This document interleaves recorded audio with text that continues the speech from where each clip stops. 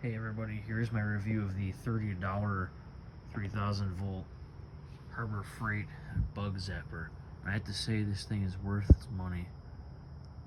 This thing is full of a huge amount of mosquitoes and a little bit of moths too, but we've had a severe issue in my neighborhood this year of mosquitoes, and I'm very happy with this thing. This is the first review I could find on the internet really of it, and just getting close you can really see how many are in the grids here.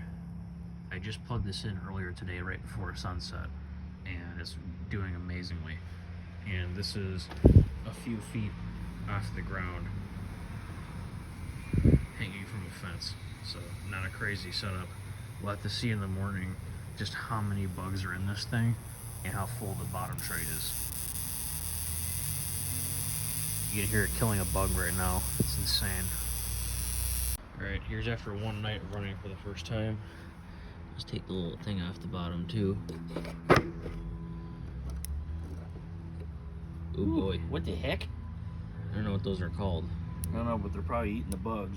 Yeah. Some kind of beetle. Well, there's a lot of bugs in there. And these grids are full of them, so I guess this thing did its job. Cooked in there. Seriously. I'll have to show you our other Bug Zapper, the Flowtron, that this one compares to. One thing is for sure, I'm going to leave this bottom cap off, because my Flowtron doesn't have that and the bugs fall to the ground. I'm going to go ahead and do that, just to make sure we don't get any clogs or anything in here, and just so I don't have to maintain this as much. Okay everybody, here is the Flowtron half-acre Bug Zapper it's competing with. This one is $50 right now compared to the $30 Harbor Freight one, and I have to say pretty similar results. Look at all these bugs here.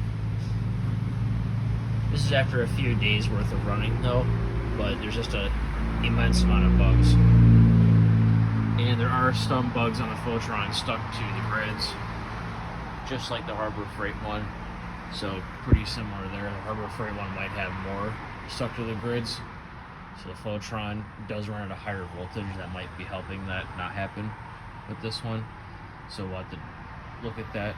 But I would say that the Harbor Freight one is definitely worth the money, because it does use a little bit less power than this Flowtron. The Harbor Freight one, it says 18 watt bulb.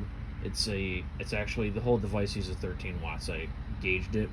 This Flowtron here uses about 20 or so. So the Harbor Freight one is very cheap to run. It's like $1 a day. It's nothing, or $1 a month rather. Nothing crazy. Yeah, in conclusion, I gotta say this Harbor Freight one is definitely competitive with the Flowtron half-acre model. That's $50. This one's $30. This one uses a little bit less electricity at 13 watts compared to the Flowtron that uses about 20 or so. So this one will cost a lot less to run. This one will be $1 a month in my area to operate with our electricity prices, so nothing crazy. And this also does not make a humming noise like the Flowtron was. If it's really quiet outside, you can't hear the Flowtron buzzing, or if you have it like in a garage, it buzzes. And I find that annoying. This thing does not do that, so you could actually use this indoors and not have it be like a nuisance. I did take that little cap off the bottom of this one, so the bugs just fall to the ground when they're done, because I don't want them collecting in here, because that could be a fire hazard, and that's that much more maintenance I have to do. There's not really a reason to collect the bugs. I just let them fall down and decompose, or let stuff eat them. It doesn't matter, right? They're just food. That's what most bugs are. The Flowtron doesn't even have a catch. It's just designed to have them fall to the ground, which is fine. So, but yeah, if you use it indoors, it looks like it catches them pretty well too.